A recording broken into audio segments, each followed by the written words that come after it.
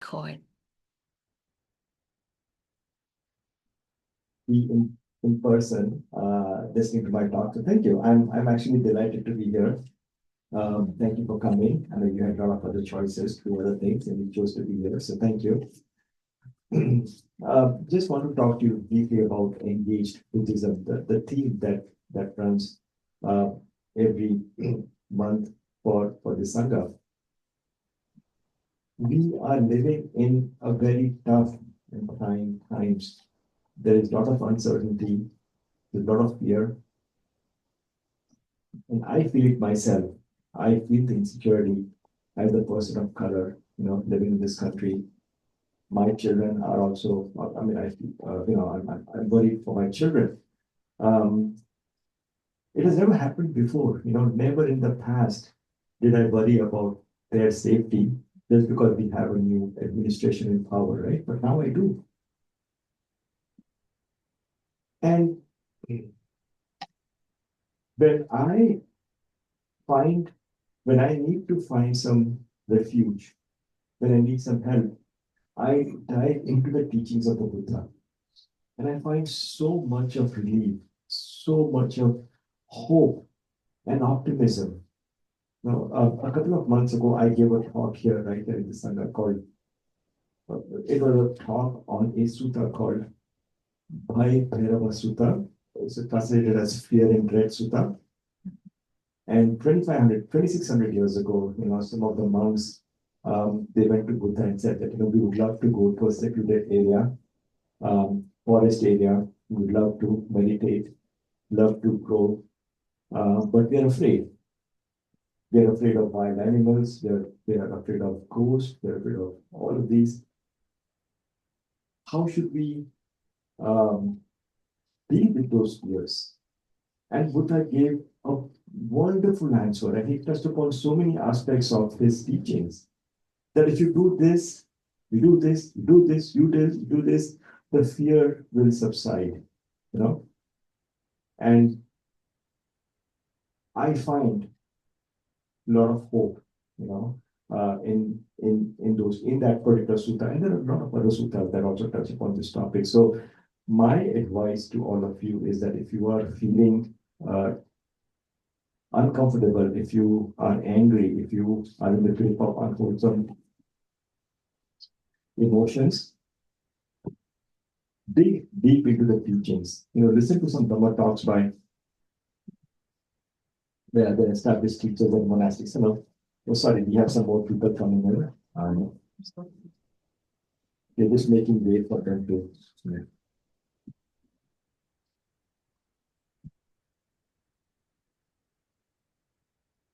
Yeah. So my advice to you is that dig deep into the teachings, listen to Dhamma talks by monastics, by lay teachers, and I'm pretty sure that you'll find plenty of material, to give you hope. All right, so coming to my talk. My talk is on perception and reality. It's a difficult topic for me. It's challenging because the subject is so complex.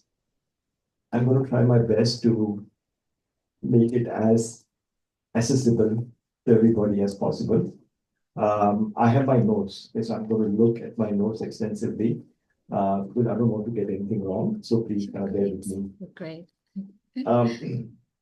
The idea for this talk came a couple of months ago when I watched a documentary on PBS Nova called Your Brain, Perception, Deception. It was part one of a two-part documentary series, and I was absolutely blown away. That particular documentary was made by a neuroscientist who wanted to figure out what exactly is perception, human perception, right? How does it affect us, right? And how accurate and how true it is for us.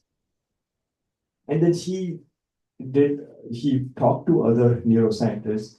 They were talking about a number of experiments. It was amazing the kind of conclusions that they came up with. And it was like when I was listening to it, I was like, wow, Buddha said this, more than 2,500 years ago, right? Not only did he talk about saying things about perception, about the quote unquote flaws in human perception, but he was also talking about ways to purify our perception, you know. So that document, that 1 hour documentary was an amazing cue, you know, to lead into this kind of a talk. So that's how I've structured my talk. And I'm trying to cover a lot of ground here, you know, so kind of please bear with me. If you have any questions, please raise your hand and I'll be happy to stop and answer your questions. So I'm going to talk a little bit about that specific documentary, on what they said about perception. And then I'll talk about what Buddha said about perception. And then I'll talk about this one specific sutta called Girimananda Sutta. I'll explain how that sutta came about. And that sutta essentially is the definition of 10 healing perceptions that was designed by Buddha to help a monk who was sick, was ill. And then I am hoping that we'll have enough time for me. Oh, I'm sorry, I have this message. Should I just get join audio, Trina, or should I say later? Yeah. Sorry, the technical difficulty there. Yeah, so a little bit about this documentary, a little bit about what Buddha talked about perception. Then I'll lead into this Girimananda Sutta. I'll explain those 10 healing perceptions and the power that they have for our healing. And then I'll lead into a guided reflection practice where I'll take you through those 10 healing perceptions and the directions, and I'll give you, a few minutes to reflect on that particular perception. So we'll cover all 10 of them, right? So I have a lot of time to cover. Wish me luck. All right. So what is perception? Perception, the English language of perception it's a recognition and interpretation of sensory information. We are receiving information, we are bombarded by information at all times, right? So perception is our innate ability to recognize and interpret, make sense of the information. It also includes how we respond to that information. So we can think of perception as a process where we take in sensory information from the environment and use that information to interact with our environment. So we are doing it all the time. Most of the time, we are doing it unconsciously. We are not even aware of how we are navigating our environment on a moment-to-moment basis, right? So that is the definition of perception, all right? So coming back to this Nova documentary, when they were talking with a lot of neuroscientists, psychiatrists, psychologists in the field, basically they said that we have neuronal connections in the brain. We have more connections than there are stars in our galaxies, you know? So we are literally walking around with 10,000 galaxies worth of neuronal connections in our brains, right? And that's how we are navigating, that's how we are interpreting all the information that we receive. And they concluded that at every moment, we are actually transforming reality. We are seeing something, we are quickly interpreting it, we are quickly recognizing it, and then we are using that sense to react, to act with the surroundings, with our environment. So they concluded that the way we perceive things isn't necessarily the way they are. We are using our memory, our innate memory, our unique perspective, our culture, for example, right? All that comes into play when we are perceiving and recognizing objects. And it's different for different people. So in our brains, the neurons, our neurons, they transform reality by competing with one another. So if we perceive something, like if we see something, right? We might have multiple interpretations and we have multiple neurons firing according to those interpretations. But when they travel to the brain, the weaker ones get stamped out, and the stronger ones, they rule. So we end up making that interpretation, right? And that process is so um, it's inherent to us, but it's also unconscious. We really don't know that all this is happening behind the scenes because it's happening on a moment-to-moment basis, right? So the crux is that what we perceive is very is customized to who we are. Our perceptions differs. There's no such thing as a true perception. So we are effectively blind to 99.9% of the stimuli we get from the environment. We're effectively blind. We only see 0.1%. And the fact is that if we were to see more, if we had to take in even 1% of the information we get from the environment, we won't be able to function because it's so much information. How will our brains filter all that information? And how will our brains make sense of the information, right? So in order for survival, so this is basic aspect of survival, right? Our brains can only work with 0.1% of information that comes to us. Because our brains are not geared for accuracy, they are geared for survival. So at any point in time, whether you know it or you don't know it, your brain is pointing you to, the brain is doing some recognition because it wants you to survive, you know. And there were some really interesting examples. So there was this polarizing debate that erupted about 10, 15 years ago about a dress. Okay. Some people thought that the dress was white and gold color, and the other people thought that there was like blue and black. So when this dress was shown to people, exactly half the people would swear that it's white and gold, and the other half would swear that it was blue and black, right? And so what these neuroscientists did, they took the dress and they put the dress against a backdrop of a bright color. So the idea is that depending on the background of the dress, the color was changed. The color was not changed, but our brains perceived it as having a different color. So if it was like a very bright background, when the dress was on that background, people would say that, oh, it's white and gold. But then you keep the same dress, change the background, and then the same people would swear that, oh, it's blue and black. You see? So again, these are the tricks of perception, right? And there was another experiment that dealt with pain. So when we touch an object that is cold, right? Two sets of neurons fire. One that it's cold, and the other that is pain.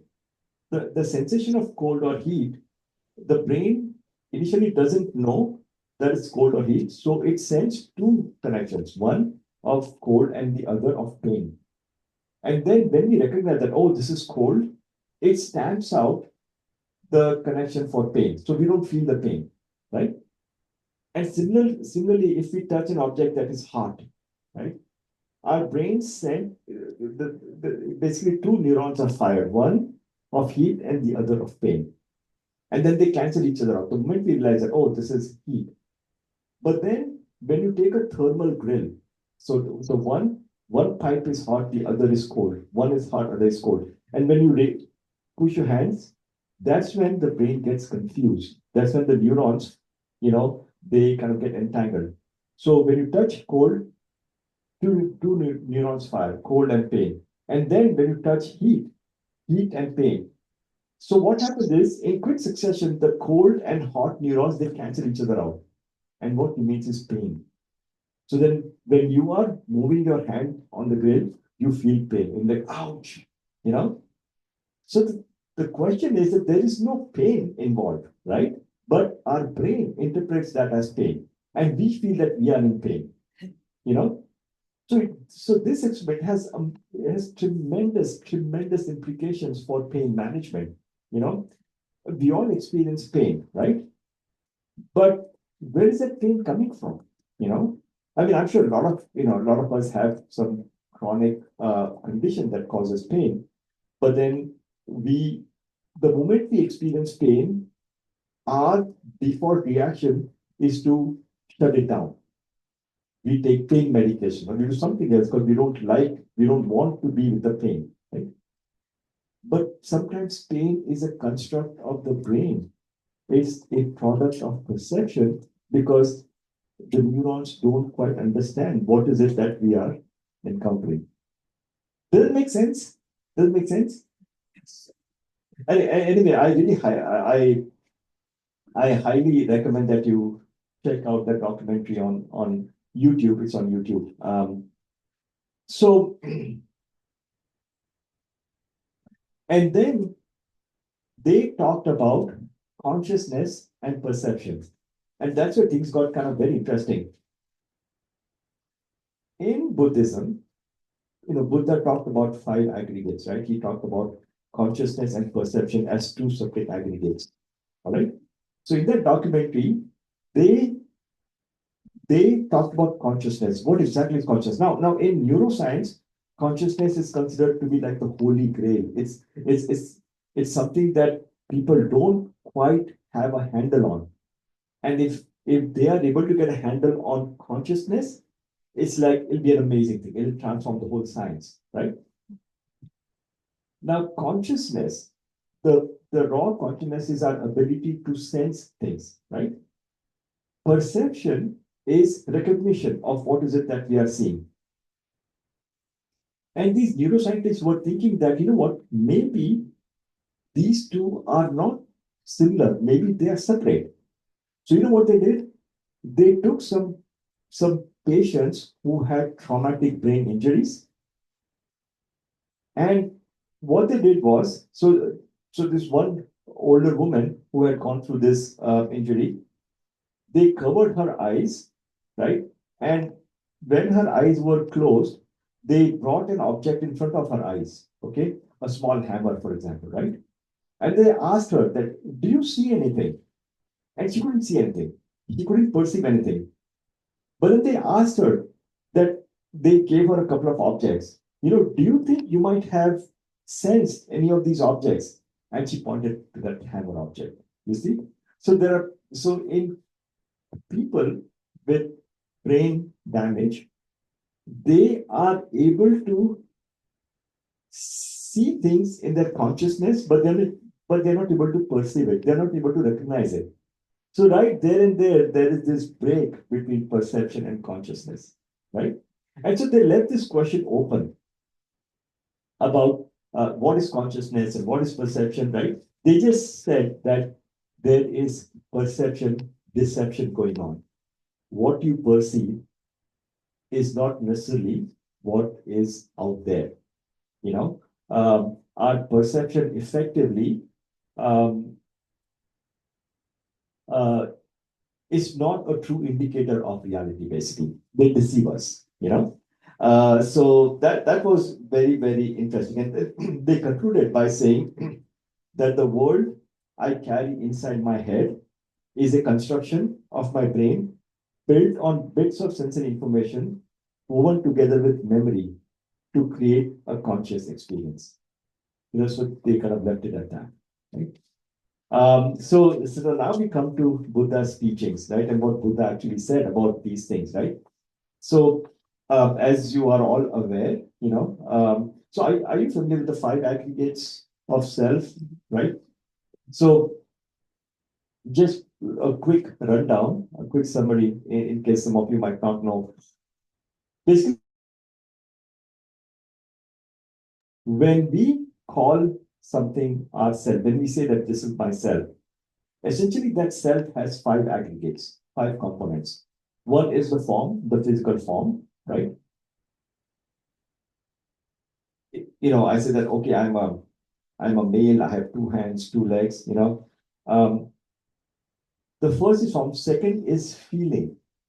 And feeling is not just any feeling that we experience, it's just the signature tone of the feeling, whether it's pleasant or unpleasant or neutral. So we tend to identify with our feelings that, oh, that lunch was amazing, or that, whatever, that movie was amazing, or that drink was great, whatever it is. So we have form as an aggregate, we have feeling, and then we have perception.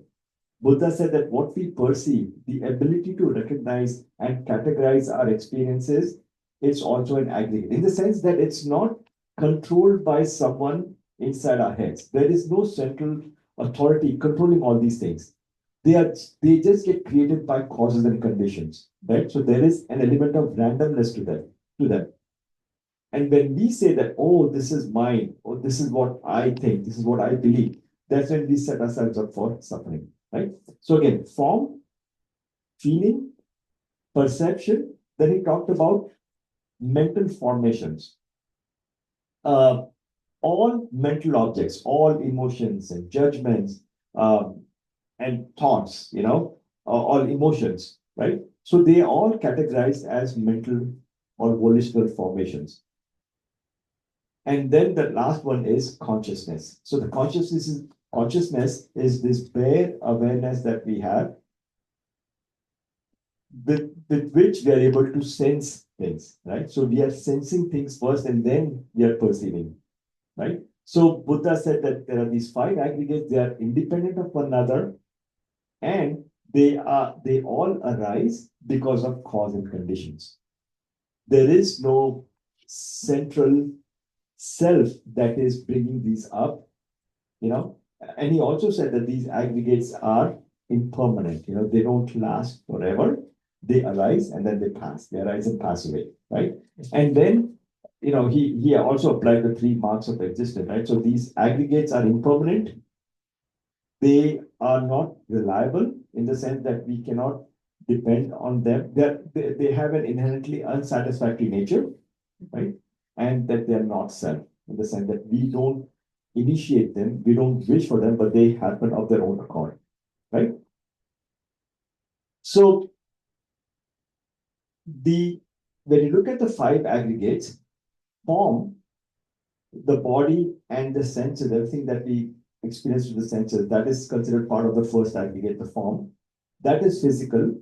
Everything else is mental, right? Physical, the feelings, the mental formations, volitional formations, and consciousness and perception, that's all mental. All right. So,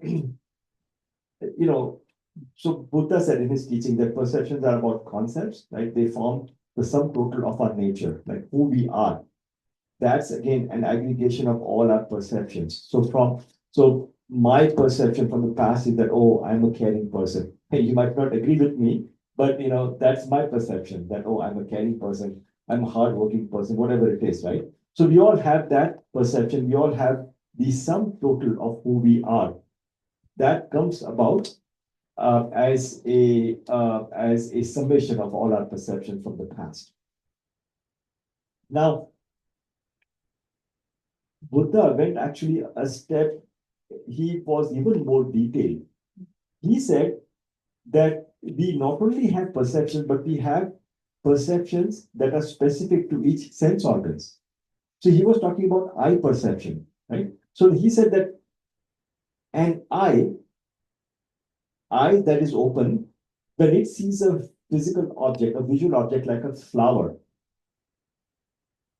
when my eye sees a flower, my consciousness arises, right? And then the meeting of the three, the eye, the consciousness, and the flower, that's called a contact. So now I make contact with the flower, and depending on the contact, feeling arises. Oh, this is a beautiful flower. Look at its color. Whatever it is, the feeling arises. And then what we feel, we perceive. Perception follows the feeling. So perception is clouded by feelings. If I see a flower that has this beautiful color, I'm like, wow, this is beautiful. So my perception is now clouded by the feeling.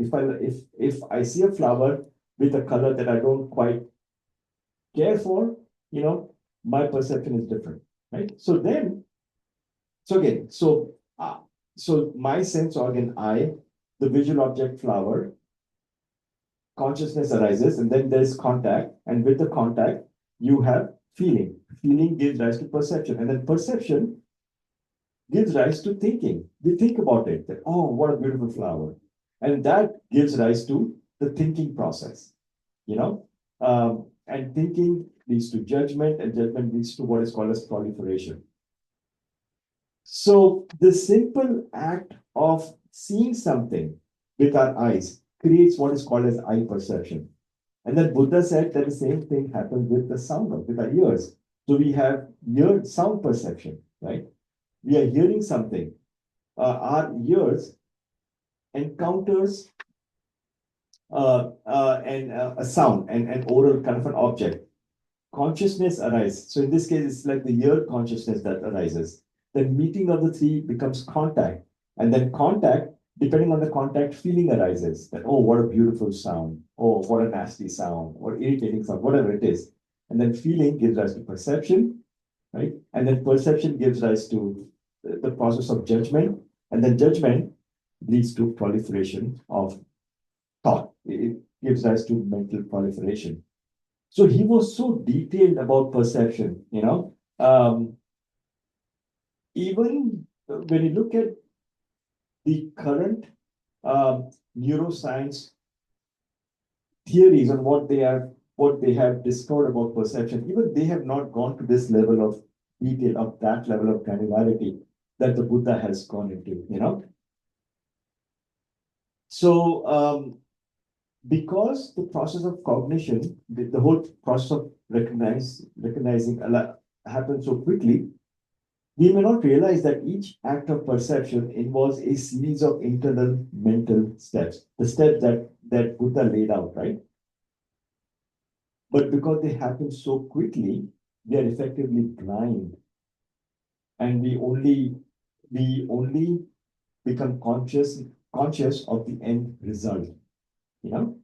And inherently speaking, there are so many limitations in these steps. So when you look at the final output of perception, that is definitely not reality. That is far removed from reality. That is conditioned by our own past. That's conditioned by a whole bunch of causal conditions that are unique to us. So each one of us, when we are perceiving something, each one of us, when you're listening to my talk, for example, right, you are perceiving different things, you know, and that is unique to you. But the main thing to realize is that there is this so-called perception deception that's going on. And Buddha talked about it, and Buddha also gave some he gave some guidance as to how we can purify our perception. So are there any questions so far on what I've said? Any questions online? I just want to pause here for a minute. Okay, all right. So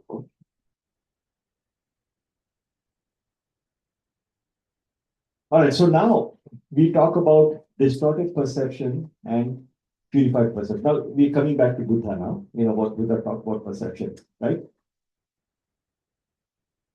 He said that the basic perception that we have, the default perception, is faulty and it leads to a lot of suffering. And then he talked about purifying the perception and taking steps to ensure that at that unconscious level of the mind, if our perceptions are purified, then how we react to situations becomes wholesome, right? And here's the difference. Here's the main difference, right? If we are blind to this perception, and if we just go with the flow, so to speak, we'll end up suffering. We'll end up suffering because the perception is not approximating, it's not linked to reality. So Buddha gave these whole bunch of healing, quote unquote, healing perceptions to quote unquote cure ourselves, to cleanse our perception abilities so that we don't suffer, you know? So, all right. So then, when Buddha was alive, there was a monk by the name of Girimananda. He was very sick. So one of his trusted disciples, Ananda, came to Buddha, said that, sir, there is a monk, a very well-known, very, highly learned monk who is ill. can you give him some advice that can help him heal? So the Buddha gave these 10 healing perceptions to Ananda. Ananda went and recited those perceptions to Girimananda, and Girimananda became well. He got healed.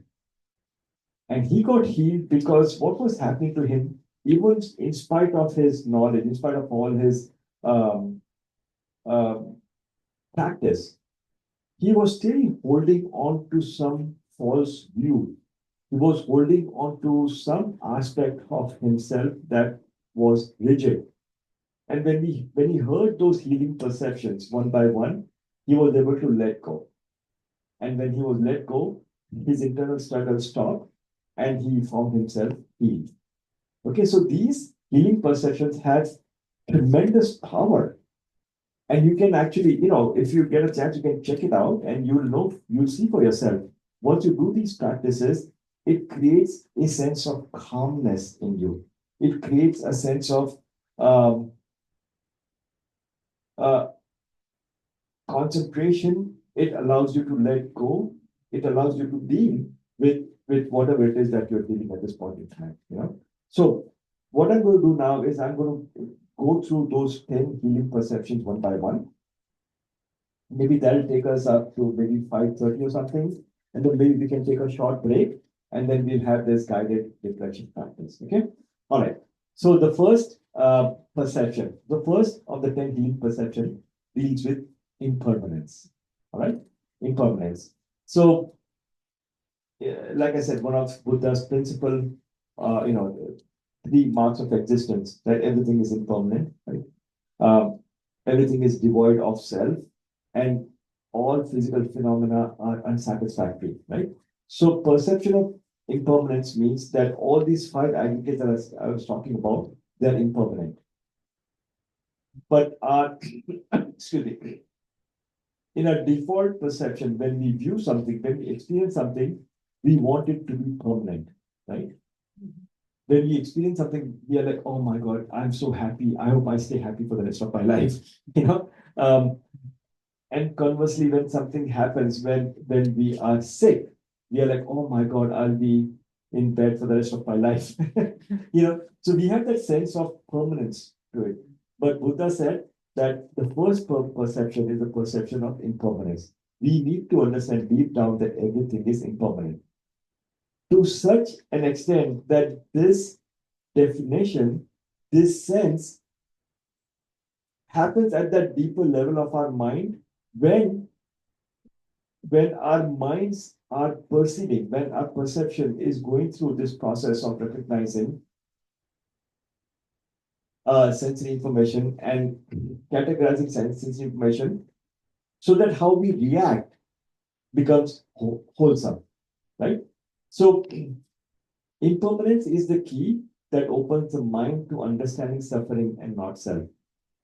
The moment you think that something is permanent, you are in for suffering.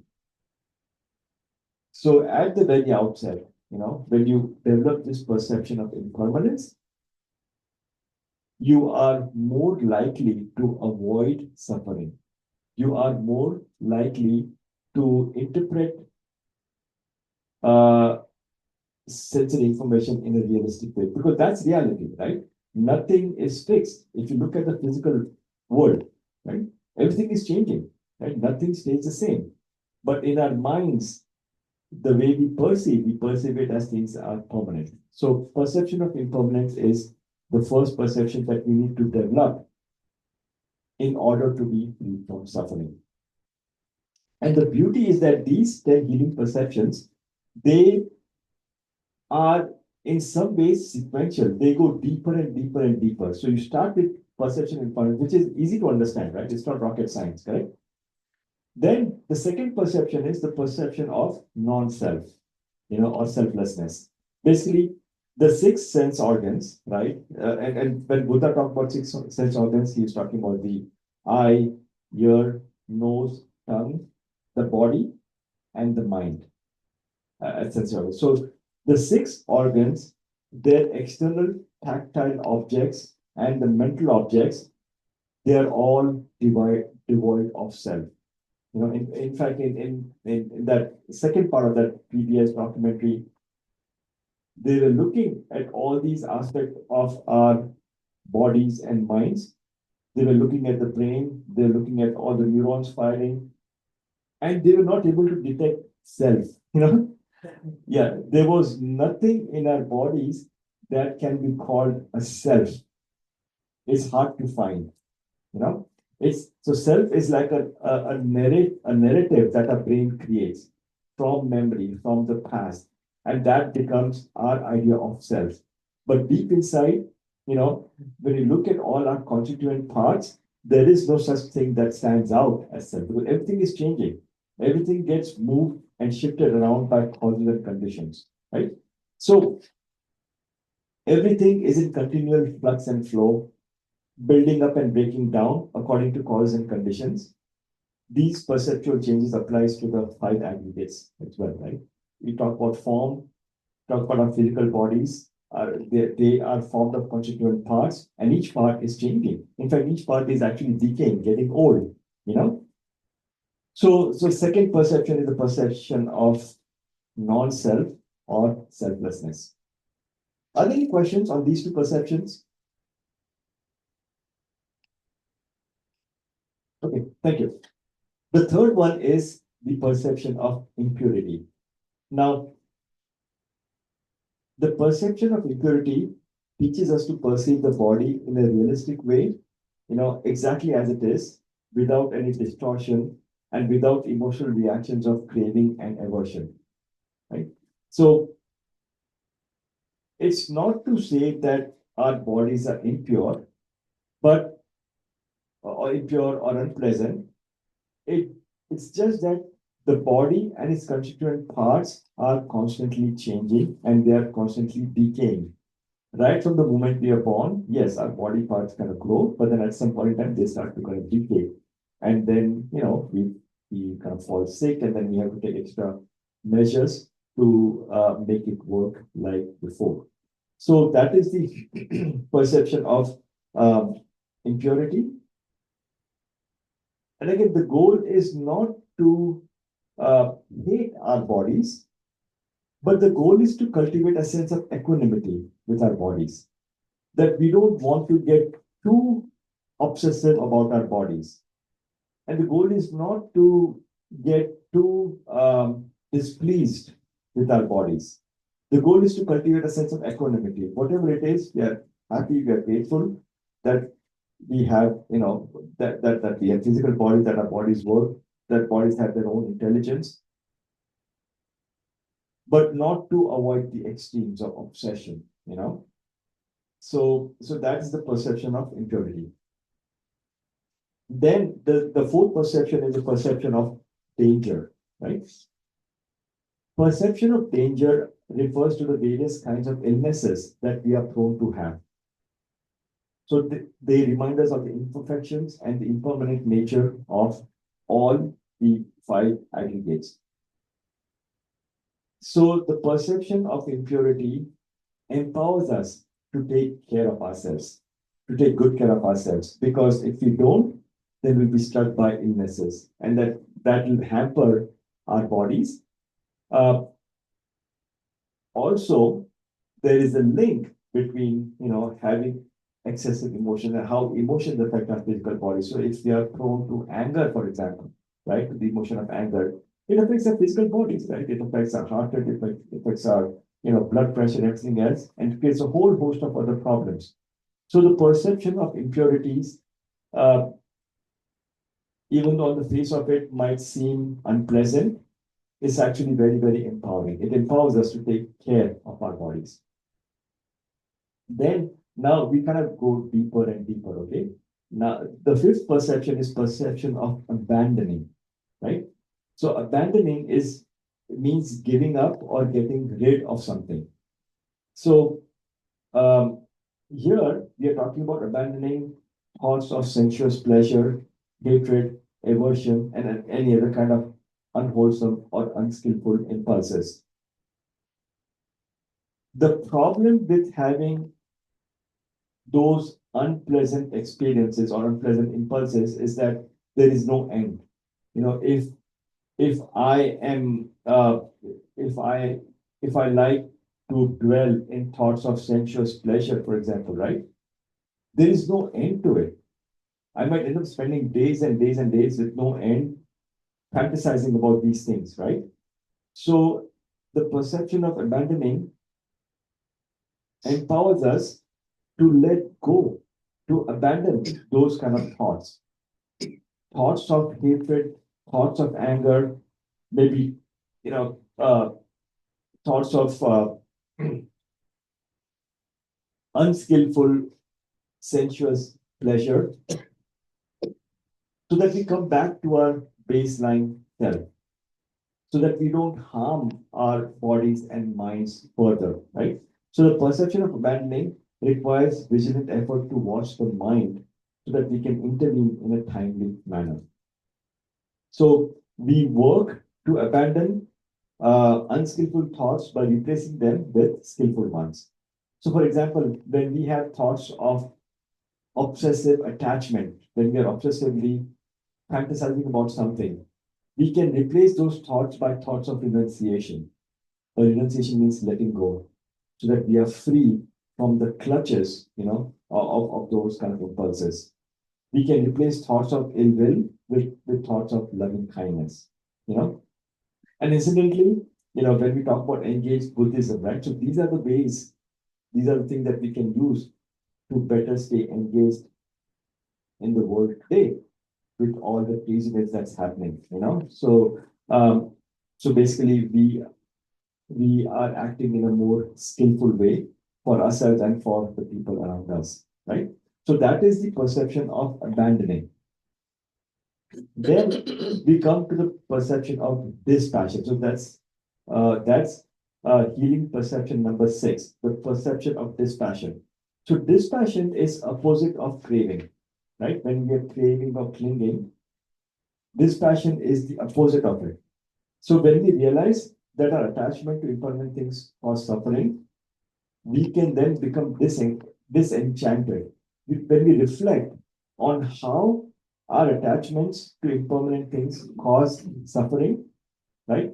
That's when our minds, or that's when we can reflect and train our minds to become disenchanted. So it doesn't suffer, so that we don't suffer. So the desire to push away from unpleasant feelings, that's also a form of craving, because we don't want those unpleasant things, we only want pleasant things, right? So that's where dispassion comes in. It follows abandoning. So now these perceptions, right now there is some overlap and there is some sequence to it.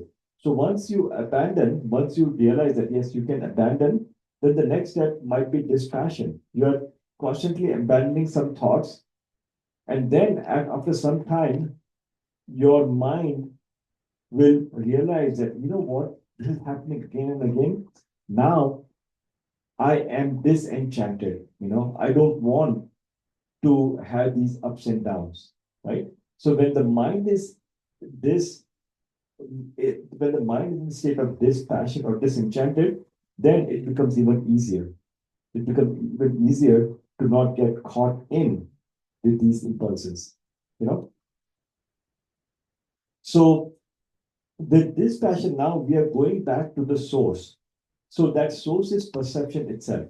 So you see, all these things are healing, quote unquote, perceptions. With repeated practice, with repeated reflections, our default perception can be one of abandoning, one of dispassion, right? So then, even without making conscious effort, the way we interpret information will be skillful, will tend to serve us in our growth, in our healing process, rather than take us down the road of suffering. Does it make sense? Are there any questions from anyone? I think I'm going too fast. I just want to make sure that you're all tracking. Yeah, Margaret, you have a question? Yes, I'm sorry, I missed number 4. So yeah, the number 4 was the perception of danger. Danger. Okay, thank you. Means we realize that excessive attachment to something will cause ill will, in the sense that, no, I'm sorry, it won't cause ill will. It will be harmful to our health, basically. Does that make sense, Margaret? Wait a minute, say that again? Okay, so perception of danger is that we need to be aware of the dangers of unskillful thought, Yes, unskillful emotions, and reactions. yes, They harm us, we suffer, yes, but they also have an adverse effect on our health. yes, yes. Okay, thank So you. yeah, just do so perception of danger, that fifth one is abandoning, and the sixth one is dispassion. So, Mhm. Candle, I'm sorry, you have a question, Candle?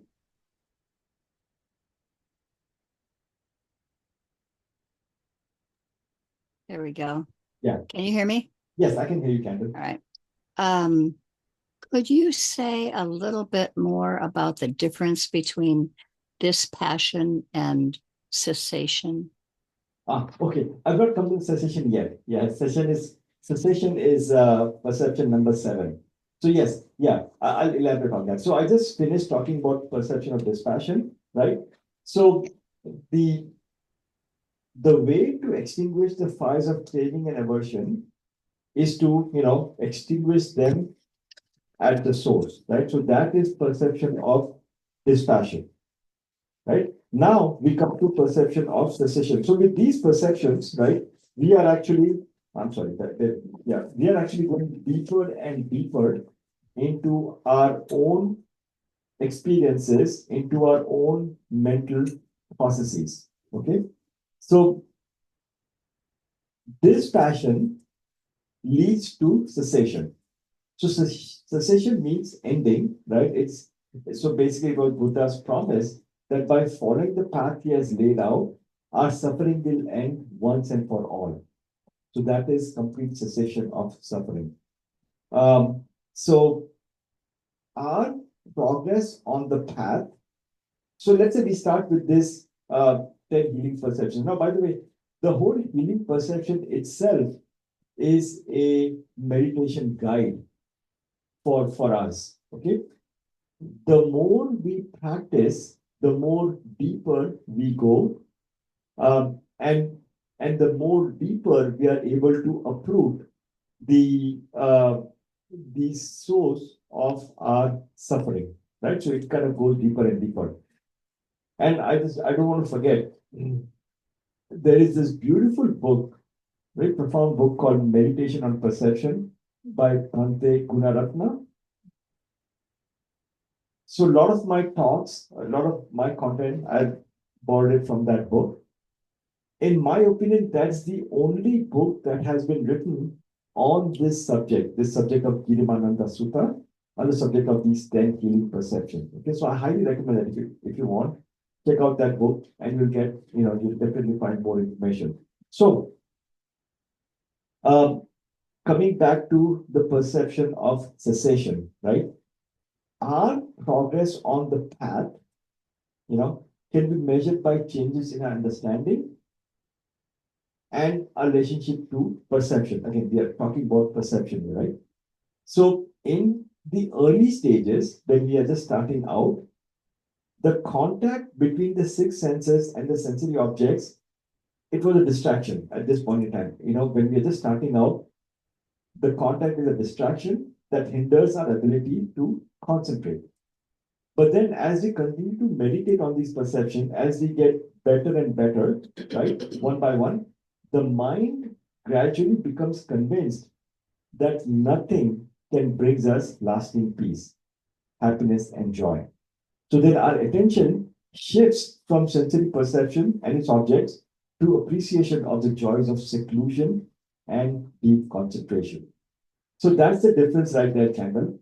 So with the perception of cessation, our minds have given up on this whole um, uh, flux of craving and aversion. Our minds are now more inclined to find happiness, peace, and joy in seclusion. Buddha talked about these levels of concentration. He called it jhana factors, right? So this is the level of fourth jhana, where the mind is perfectly happy, perfectly at peace, with not engaging. Now in the practical world, of course, we have to engage with our environment, we have to engage with the world outside. But in this process of purifying our perception, there'll be a point when our minds will rest in just the basic awareness, in seclusion, in not doing anything, you know. So, did I answer your question? So, this is the difference between cessation, between dispassion and cessation. Yes, I was comparing two different. Oh, okay. Oh, we can't hear you. No, she stopped. Sorry. Okay. Kendall, we can't hear you. I think you- Okay, now can you hear me? Yes, there you go. Okay. I was just comparing when I knew the sutta that you were giving, access to insight, Tanasuru Bhikkhu's translation, and another one by Piyadasi Tera. And in just the quote of the translation, both cessation and dispassion and cessation were pretty much exactly the same. So I couldn't see a distinction in that translation, but in Tanasuru, because there's a little bit more of a description of the difference between detachment and cessation. So thank you. Yeah, thank you. So, yeah, this subject is somewhat complex, and with the original sutras were in Pali, so a lot of monks and a lot of scholars have tried to interpret the finer aspects of these teachings. So there is definitely some, I wouldn't say conflict, but difference in interpretation. So that's why I mentioned Kendall. My interpretation comes from Bhante Gunaratna, on his on how he views this. And in my opinion, he is a little bit more clear on this particular topic. So basically, when we reach that level of concentration where the mind is perfectly at ease, perfectly at peace, without any sensory input, that is the perception of cessation. So the mind delights in that state. Okay, and then the perception number 8 is perception of non-delight in the whole world. So when we reach that level, now again, I have to say that it is possible to experience these perceptions momentarily when we're doing meditation, when we're doing certain practices. It sometimes happens that the mind becomes very, very concentrated, the mind becomes very still, and we get this experience of stillness, of just pure joy, just the joy of being alive, so to speak. The mind does not need uh, uh, any help from any objects outside of itself. So it is possible to have those kind of experiences, and that is the reason why I want to give that reflection practice on the 10 perceptions one by one, because there's a chance that you might get a taste of it. Margaret, you have a question? Well, I just wanted to ask, not to complicate things, but would some Samvega be distinguished because it's just momentary, and we are speaking of experiences that are more lasting? Yeah, that's a great question. Yes, absolutely. So the difference is in practice, right? So right now, yes, I'm talking about momentary experience of these kind of perceptions. But those momentary experiences can be so profound that they kind of open up our eyes. Oh, what I mean? yes. So Oh, yes. yes, with repeated practice, I mean, I'm not at the stage where I can say that, hey, perception of cessation is alive in me. No, it's not. you Yeah. know. But I have experienced this enough to know that this is the path Yes. that I know for certain. I know for a fact that yes, the more I continue in this path, then the more that we continue to meditate on this path, we will get there, you know. Yes, It it's a will be, cultivating. yeah, Yeah. yeah. So that's the right word, cultivation, right? So Yeah. these perceptions need to be cultivated Yes. because again, coming back to the starting of the talk, right, where we began. At a default state of mind, our perception is faulty. Mhm. Our brain creates perception to ensure our survival. Our perceptual processes are not geared for accuracy, they are geared for survival. And that's where all the suffering comes from.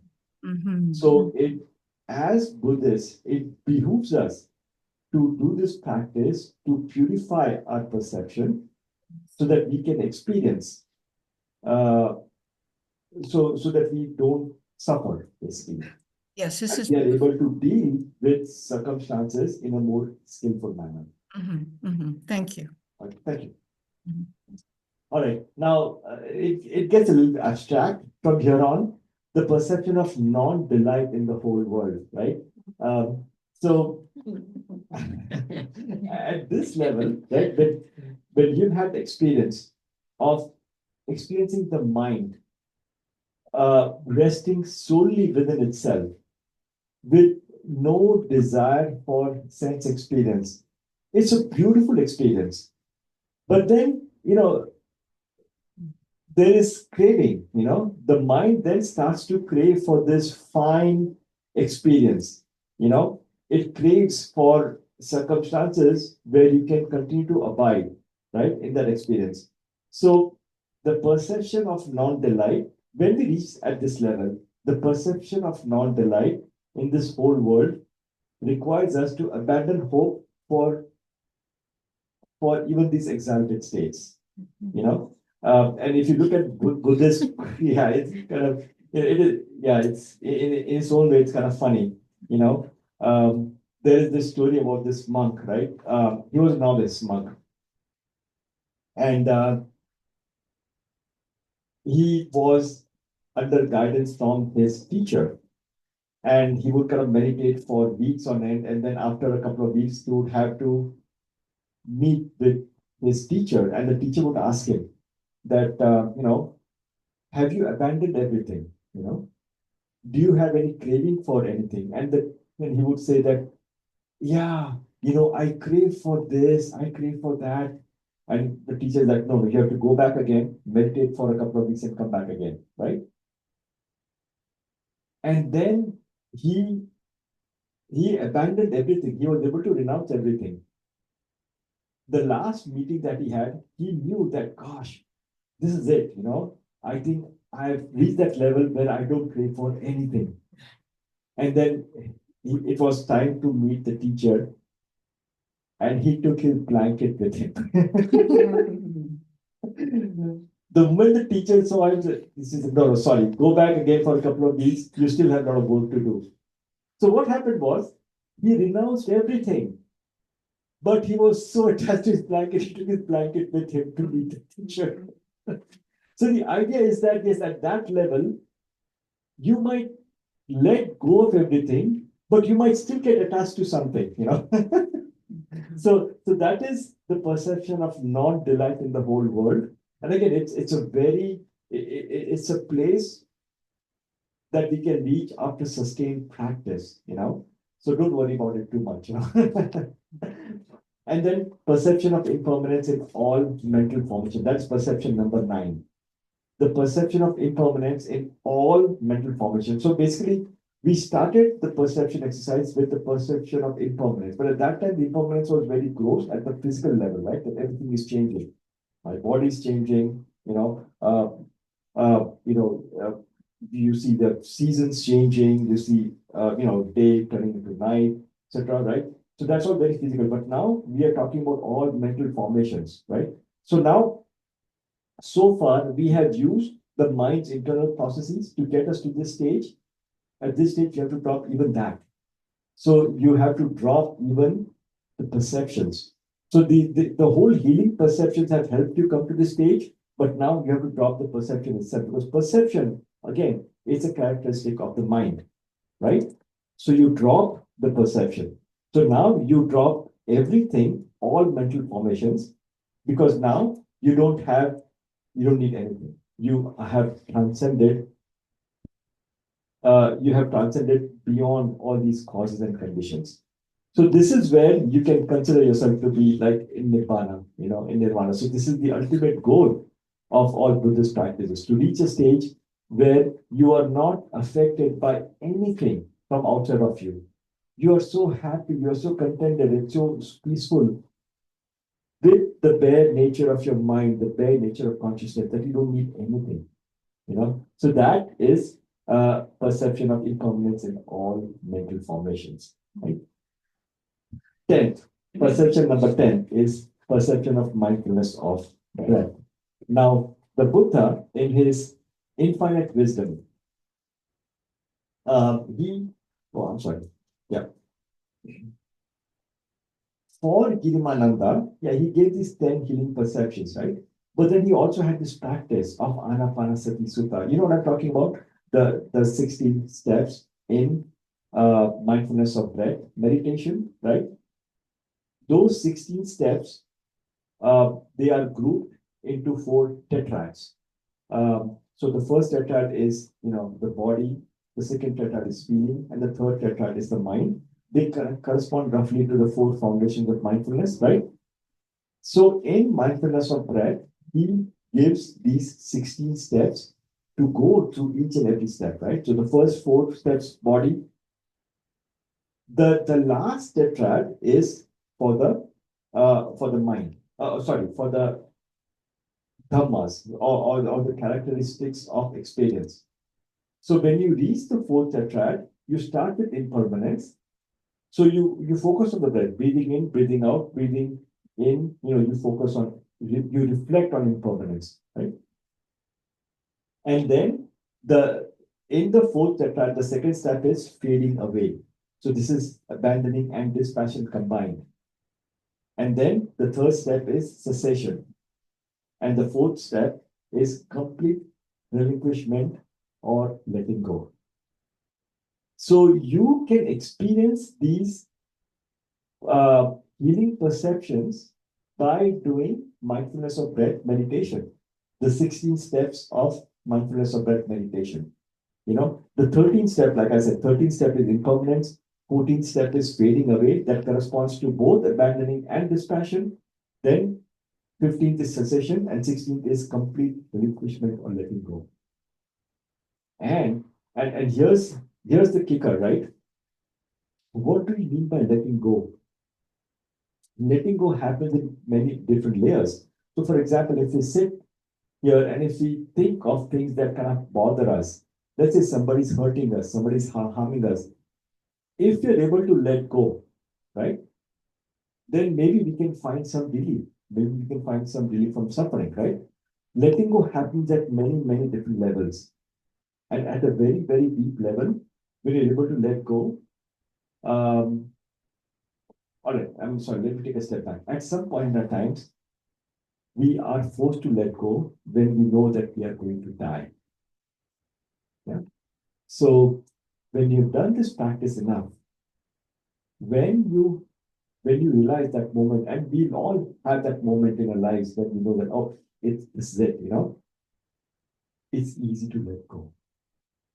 And in Buddhist practices, this letting go at the moment of death is so significant, because the degree to which we are at ease when we leave this body, that to that degree, you will find a more receptive birth where you can continue this whole process. Or conversely, if we are agitated, if we are upset with something, if we are held back by some thoughts at the moment of death, in the next life, we'll have to deal with it. So basically, it holds us back in our journey as well. So the ultimate goal of healing perception, the 10 healing perception is to be at a level where you are able to let go.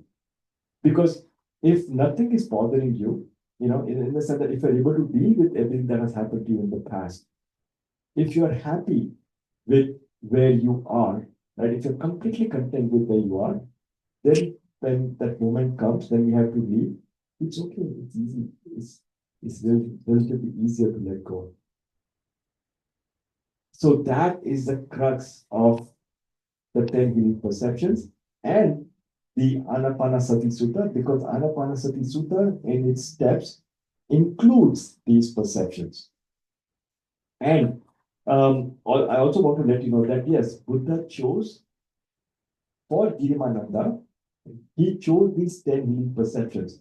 But then there are many others, right? There are many other perceptions, like, for example, the perception of loving kindness. So when you talk about the Brahma Vihara, right? So in Buddhism, we talk about these 4 heart qualities, right?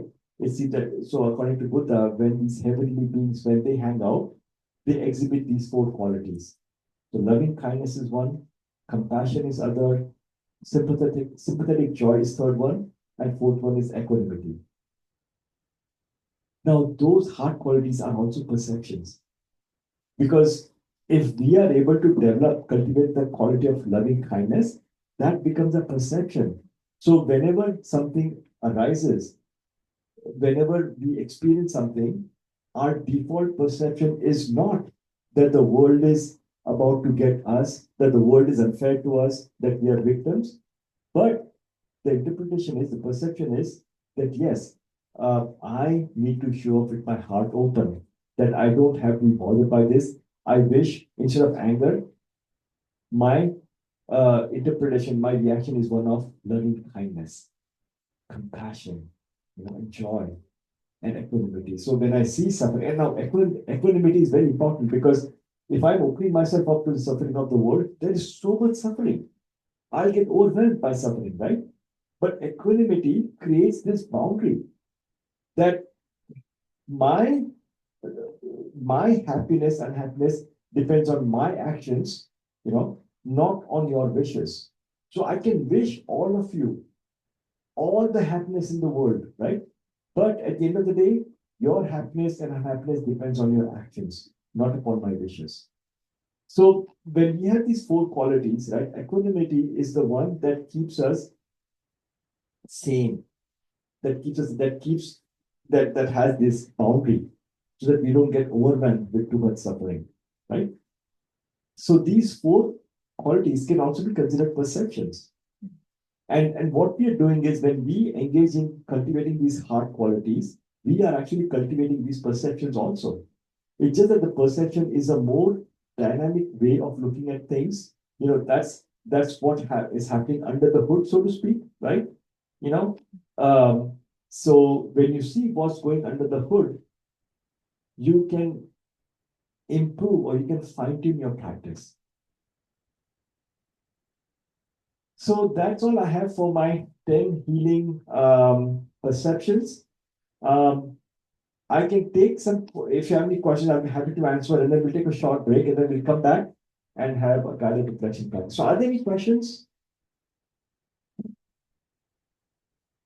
For those of you in the room, we'll take this mic so everyone on Zoom can hear you as well. Okay.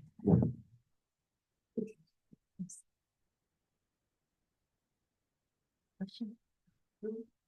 No? Oh, I thought someone wanted No, that's okay. So no questions. Wow, you guys liked my talk so much. You don't have any questions? Okay, all right. Let's take a break. 10 minutes? Yeah, let's take a 10-minute break, and then we'll come back, and then we'll finish up with a guided practice on different healing perceptions. Yeah. So.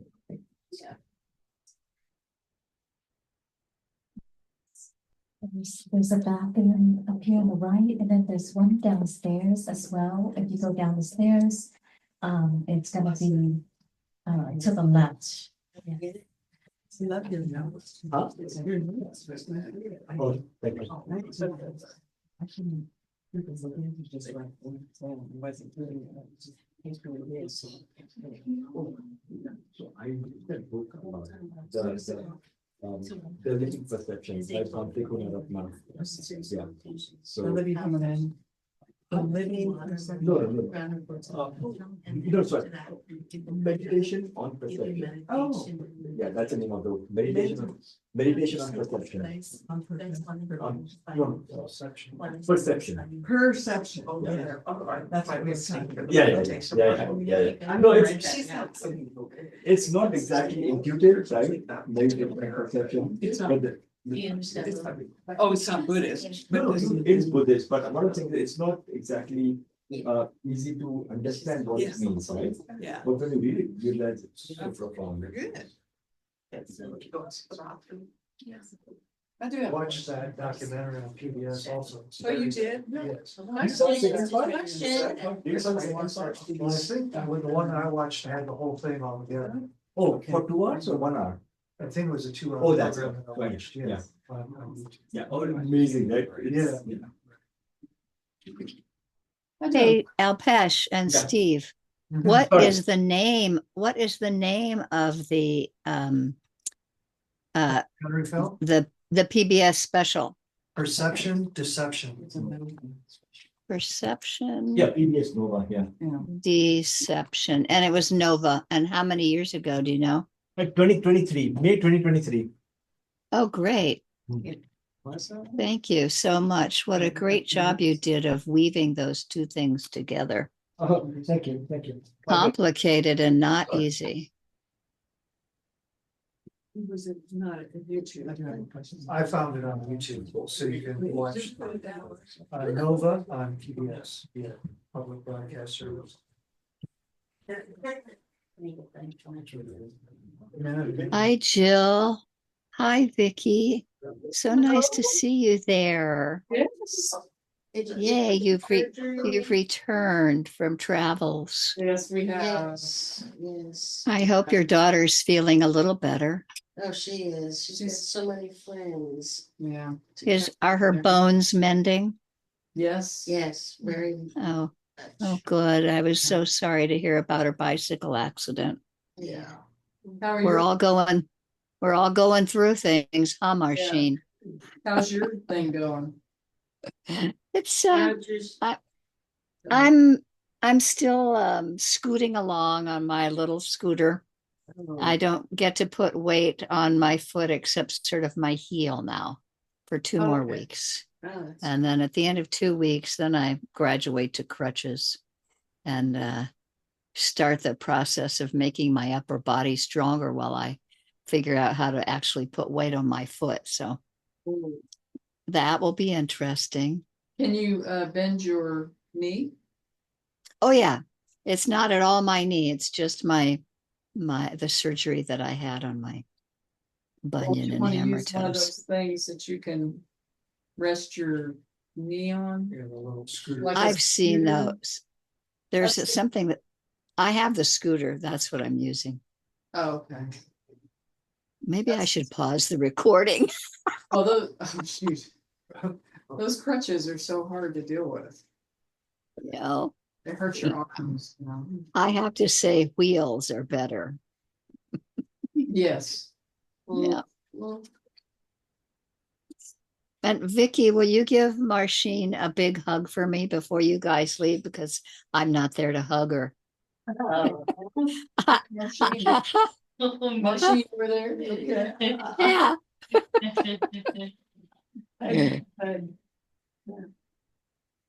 nice to meet Okay, I'll be quiet. It's all being recorded, so I'll shut up. Oh, I forgot. I recently watched another video on YouTube where there was a subject, it was a test subject. And what they did is they put his arm over here and covered it with a blanket. Then they put a mannequin arm here.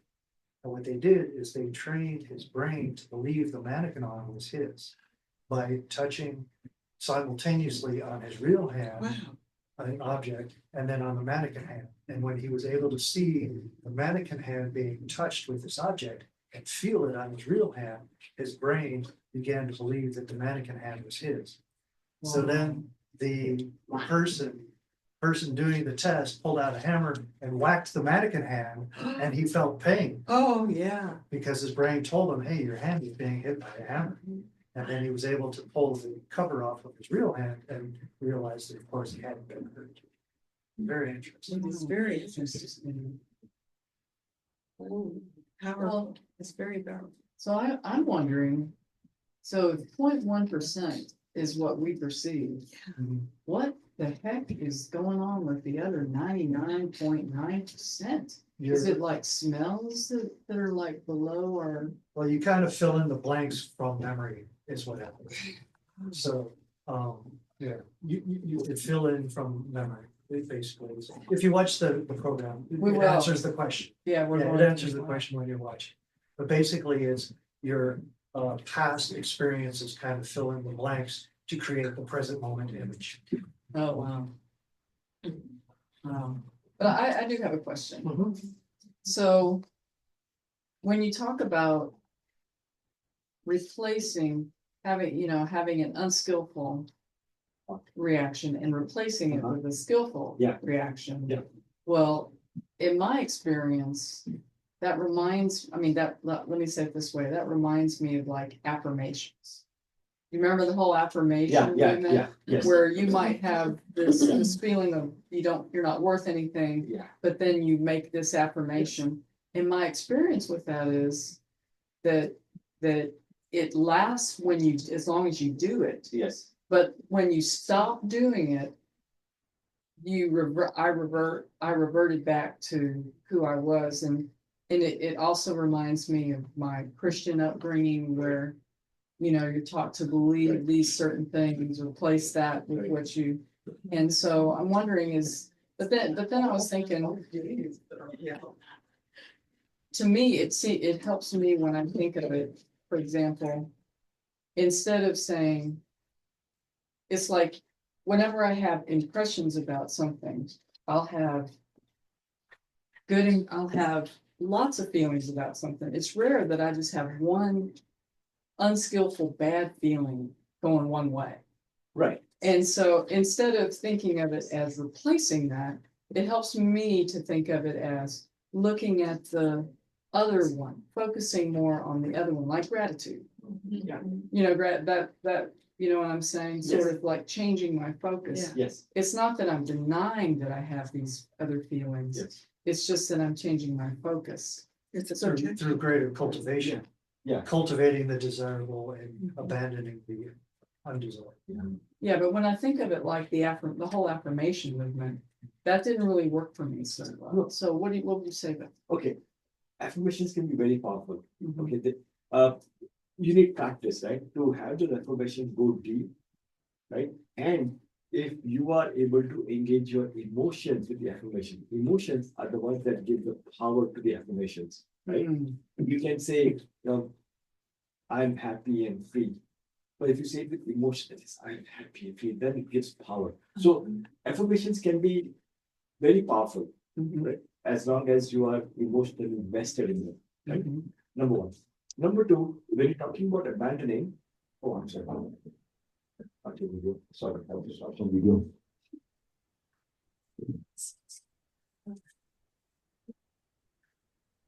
Oh, hi, Kendall. So I'm answering a question on affirmations, right? So the question is on abandoning thoughts, right? What are the sometimes replacing or abandoning unskillful thoughts with skillful one seems very. Hold on, sorry, I'm having some technical challenges. You hear me echoing? Yeah, I do. Oh, there's someone that needs to be muted. There we go. Okay. all right. Okay, so when it comes to abandoning unskillful thoughts with skillful ones, it seems superficial, right? So that's a question, correct? That's my question, yeah. Now, from the perception, from our Buddhist perspective, right?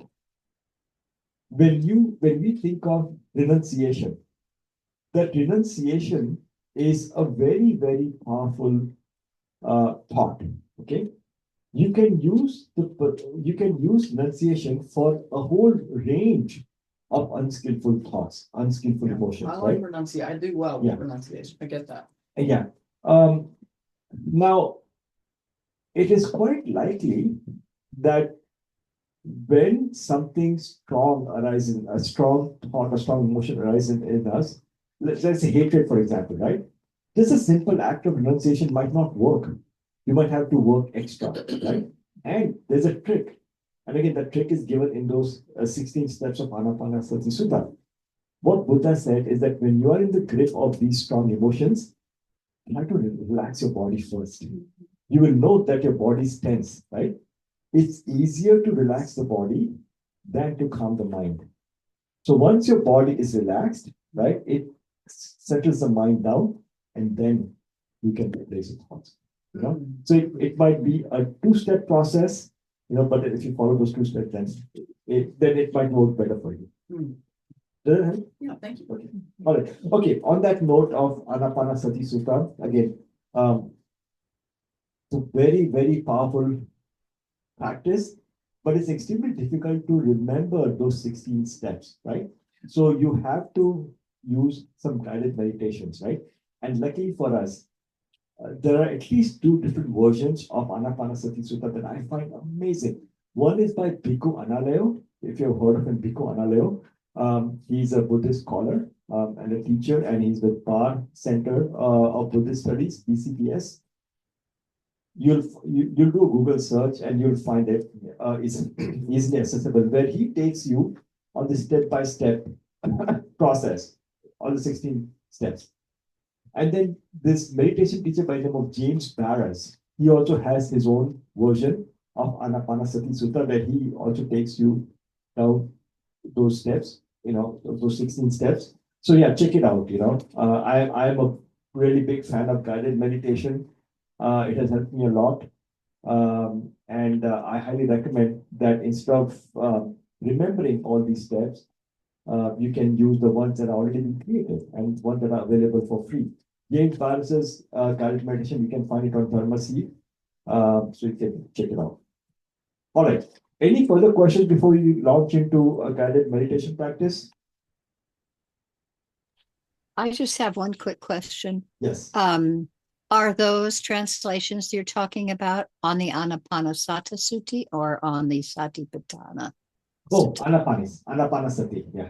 Anapanasati. Okay. Satipatthana, the four foundation mindfulness is so vast. It's difficult to come up with one guided meditation. That's for sure. All these aspects, right? Yeah. Okay. So Thanks. no, I was talking about the 16 steps. And the reason, and one of the reasons for me giving this talk is that I wanted to find a guided meditation for the 10 healing perceptions, but I couldn't. So I created my own for the sake of this, you know, class. And hopefully I hope to do it in a more professional ways and make it available to others, you know. But it's very powerful and it's very important for our practice, because perception is, like I said, going under the hood. You know what I'm saying? You are driving your car, you love your car will take you to your destination. If something breaks down, it helps, you know, if you know what's happening inside under the hood, so to speak. So that's where perception kind of comes from. Okay. All right. Oh, can I make a request? Can you close the door, please? But there's no one here anymore, so. I'm sorry. Can Somebody. you clap it just a little bit? Yeah, we're the only one in the building, so we. Yeah. Oh, you have to keep it open? Yeah, just because it's getting a little muggy. Okay. All right. Yeah. Okay. All right. So let's do this guided reflection practice on the 10 healing perceptions. I will start the practice and then I will talk about perception one by one. I'll give a brief description of what is it that you need to do. And then there'll be silence for about maybe a minute or 2 minutes.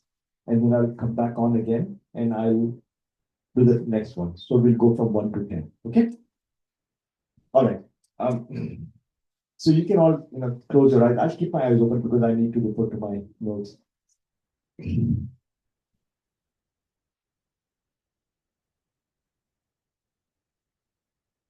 Take a moment to let your body relax.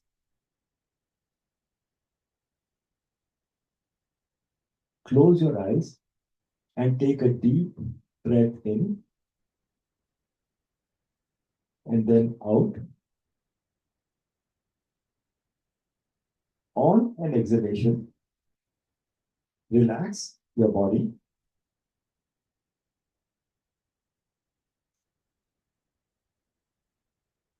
Allow yourself to settle into this moment.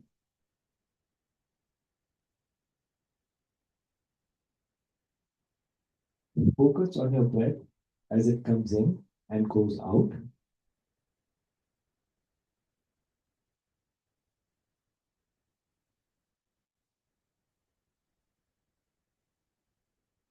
On each out breath, relax your body.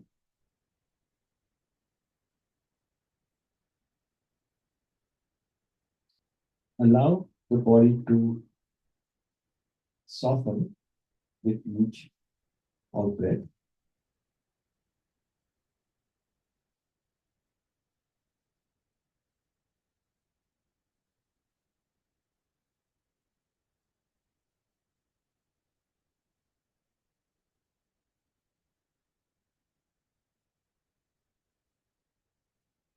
If you find that your mind has wandered off,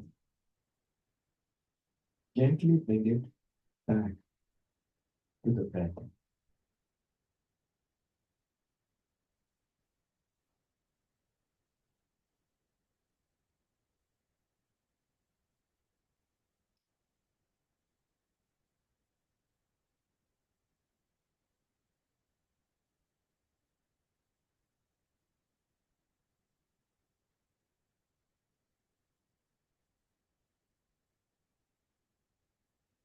You will now reflect on the 10 perceptions as taught by the Buddha to cultivate wisdom and peace.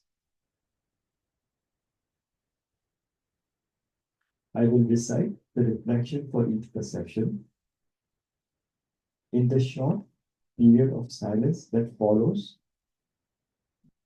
please do your own reflection and see if it leads to any opening or any relief from suffering.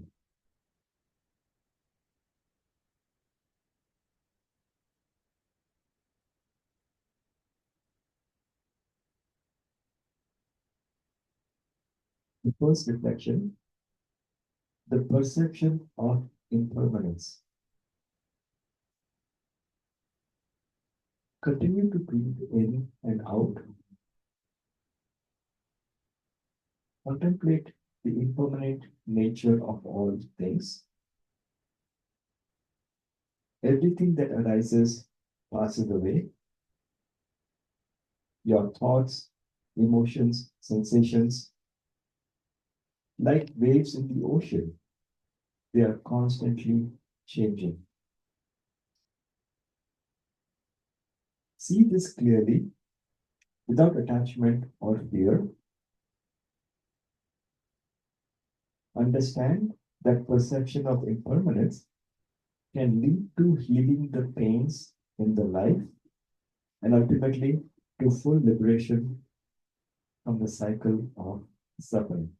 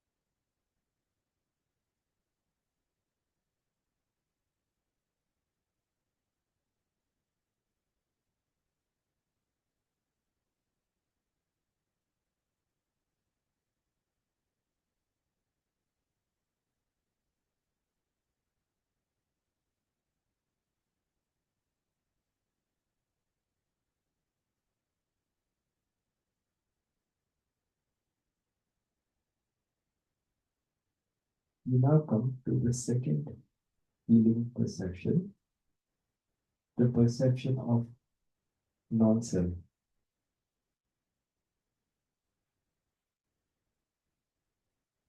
Continue to breathe in and out and reflect on the nature of self. This body, these thoughts, are they truly yours? See how they arise due to causes and conditions beyond ownership. Like clouds in the sky, they appear and disappear. But they are not I nor mine. Know that the perception of non-self can release the rigidity and tension caused by holding distorted views regarding the self.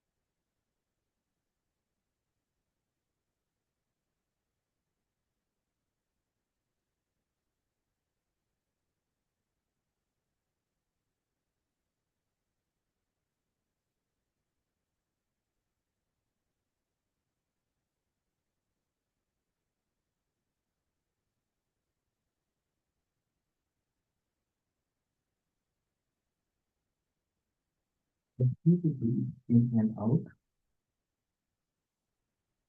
We now come to the third healing perception, the perception of impurity. Contemplate the body not as something to cling to, but as a collection of elements. The skin, bones, organs, they are all subject to decay. Perception of impurity teaches us to perceive the body realistically, without distortion, and without the emotional reactions of attachment and aversion that we normally feel.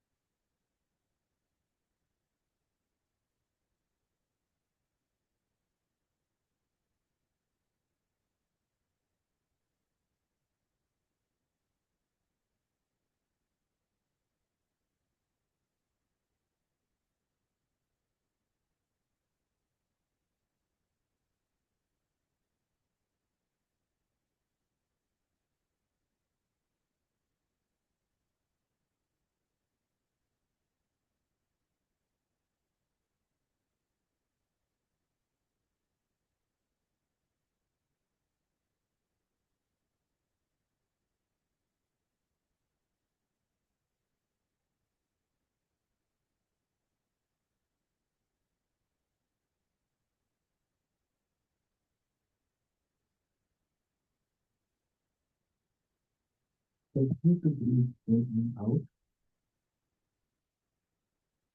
We now reflect on the fourth feeling perception, the perception of danger. Reflect on the dangers of craving and aversion. Every craving or aversion brings suffering when it changes or disappears. See how clinging to pleasure, identity, or certainty only leads to distress. Letting go is freedom. Being free from craving and aversion is very powerful medicine.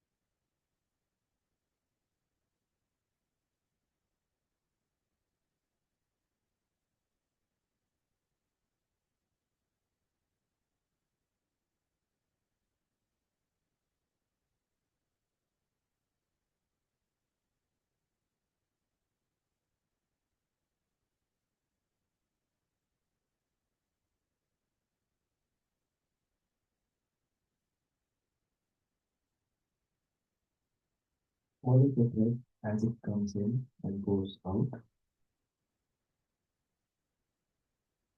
We will now reflect on the fifth feeling perception, the perception of abandoning. With each breath, imagining abandoning attachment, inhale, and as you exhale, let go. Abandon thoughts of attachments to sensuous pleasure and replace them with thoughts of renunciation. Abandon thoughts of hatred by replacing thoughts of loving kindness. Feel the lightness that arises from abandoning craving and aversion.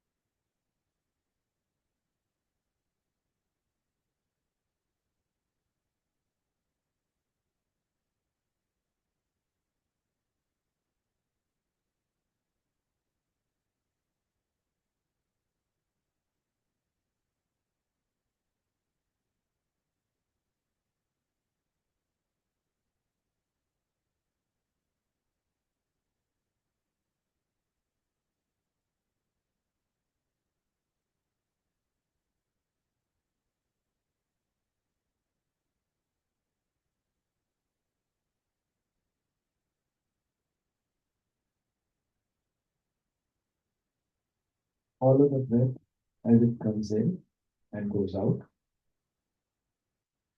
We'll now reflect on the sixth feeling perception, the perception of dispassion.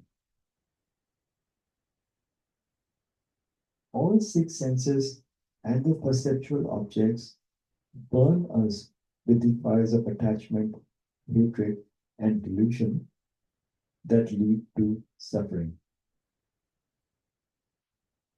Now, gently cultivate dispassion, not as indifference, but as clarity. See how worldly desires arise and fade, never bringing lasting happiness. The deeper joy comes from wisdom, from seeing reality as it is.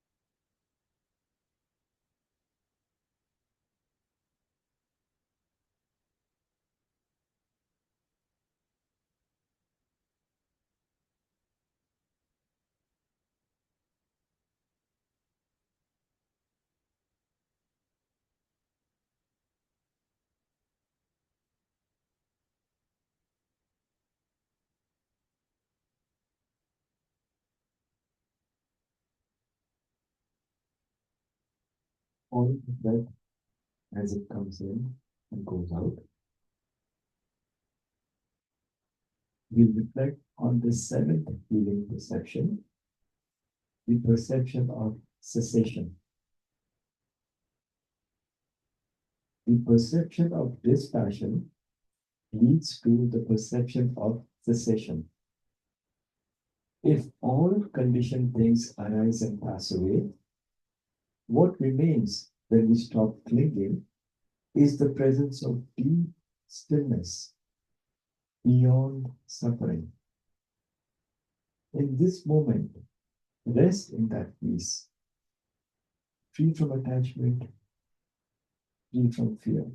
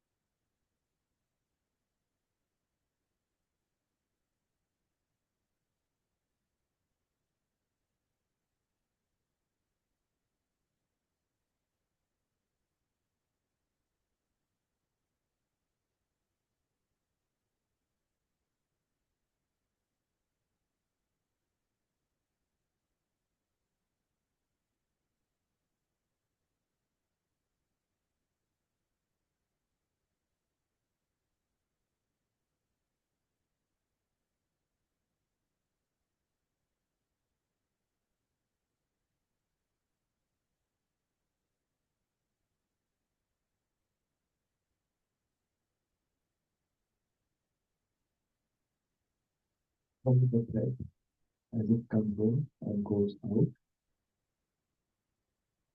We will now reflect on the eighth feeling perception, the perception of non-delight in the whole world. The goal of all Buddhist practices is liberation. We use the confidence we gain by clear perception of the truth of our situation to cross over doubt and fear and set our sights on Nibbana, permanent freedom from the suffering of rebirth. Let this reflection inspire you, knowing that freedom is possible here and now.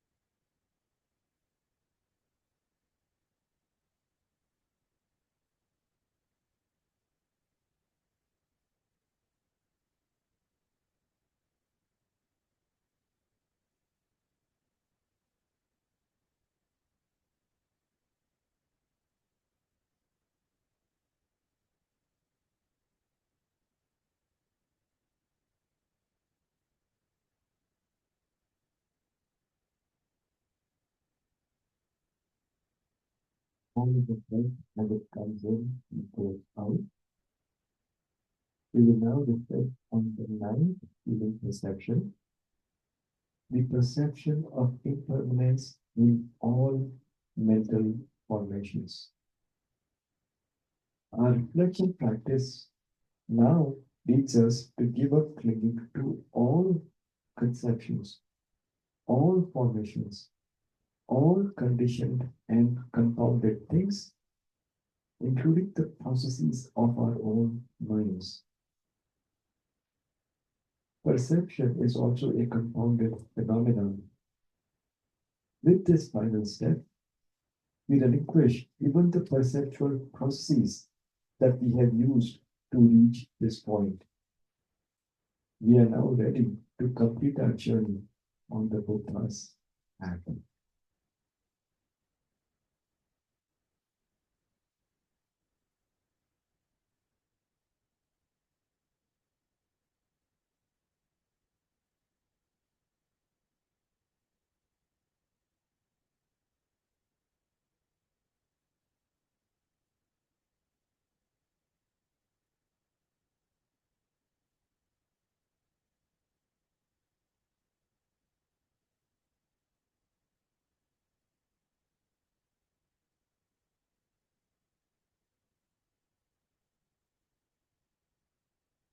Follow the breath as it comes in and goes out. We will now reflect on the 10th feeling perception, the perception of mindfulness of breathing. Return back to the breath. Each inhale, each exhale, grounding you in the present. Perceive each part of our inhalation and exhalation without distortion, paying total undivided attention on this pure breath. Our perception becomes increasingly pure. Feel the stillness, the awareness. There is nothing to hold on to, only this moment, complete as it is.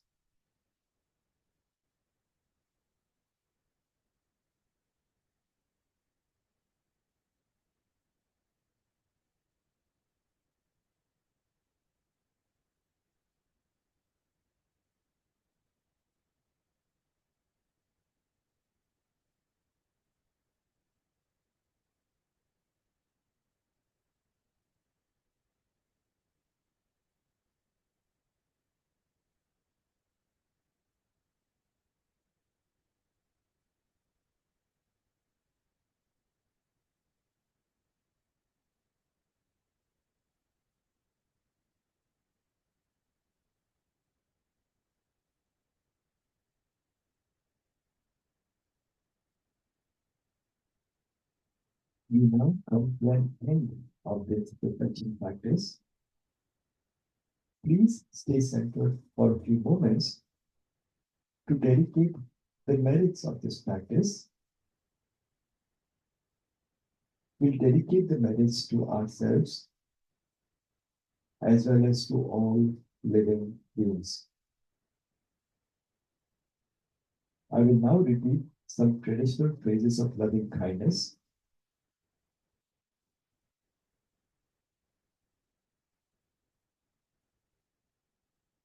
Please repeat these phrases to yourself.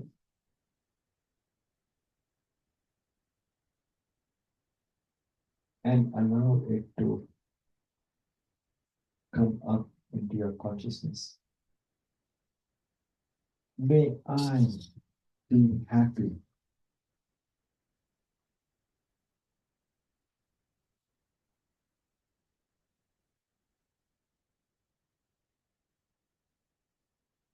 May I be peaceful.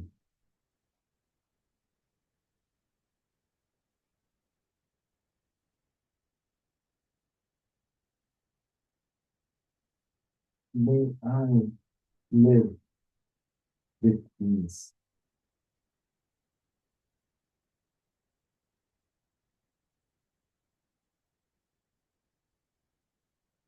May all beings be happy.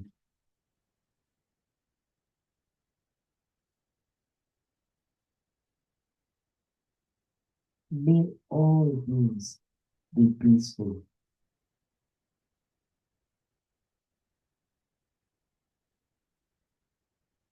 May all beings live with ease.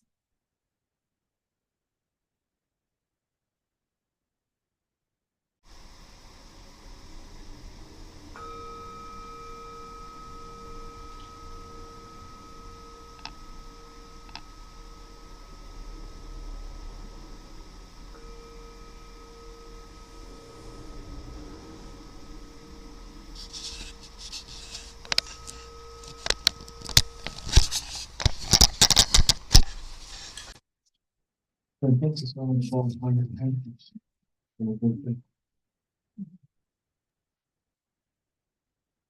Do We are at the mark. Yeah, thank you so much.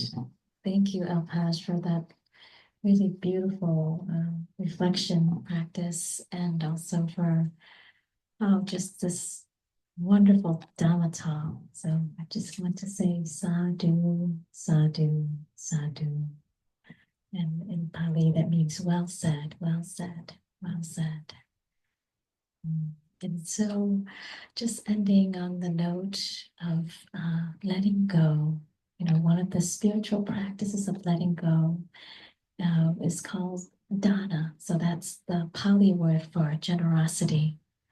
And so in Pacific Northwest meditation, we've chosen to continue the ancient Buddhist tradition of offering these teaching in the form of dana. So our teacher Alpesh here is here offering these teachings out of the generosity of his own heart. And our whole entire our organization, we are a 501c3, is operated on volunteer and the support of everyone. And so if you feel moved to make a donation, there's a sign in the back of the room as you're heading out, the table on the right. And for those of you online, I'm going to put the dana information in the chat. As one teacher puts it, practicing dana is the practice of letting go.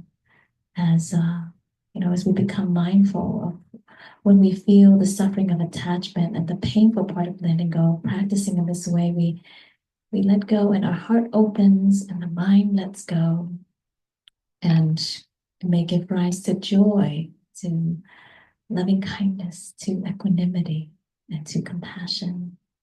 So thank you all for your presence. And my wish is that, because today we maxed out the capacity of this room that we're in here in the physical space. So my wish is that we, with your contribution, will be able to move to a bigger room. So that's my little wish. And for those of you on Zoom who are here for the first time, a warm welcome to you, and for everyone here, welcome and thanks for your return. And we hope to see you back again next week, as Kendall will be in the teacher seat, and then myself the week after that. And we have a wonderful lineup of teachers in the upcoming weeks, from the Insight tradition, the Theravada tradition, and we teach from a wide range of experiences and depth and knowledge and practice. So how wonderful that we get to be in Sangha today. And thank you all for being here, for sharing your practice with us. And may you delight in the Dharma, the Buddha, and the Sangha. Thank you, everyone. Feel free to unmute yourself, everyone on Zoom, if you'd like to say goodbye. And for those of you here, I'd like to invite you down to the cafeteria. There's some teas and a little bit of snacks if you'd like to join and, stay and chat for a little bit if you'd like. All right. So goodbye, everyone on Zoom. Everyone can see you here in the room. Bye. I can turn the camera on. Thank you. Wonderful. Thank you very much. Thank you. Thank you. I'm thinking I teach until the 29th and you teach next week. Oh, that's what it is. Okay, sorry. I have it on my calendar. Yes. Next week. Bye, Thanks, everyone. Kendall. Bye. Everyone. Thank you, Alpesh. Bye, That's John. fantastic. Thank you, Kendall. Get well soon, okay? Please get well soon. Yes. Ready for takeoff. Bye, John. Good to see you. Bye, John. Thank you. Mm.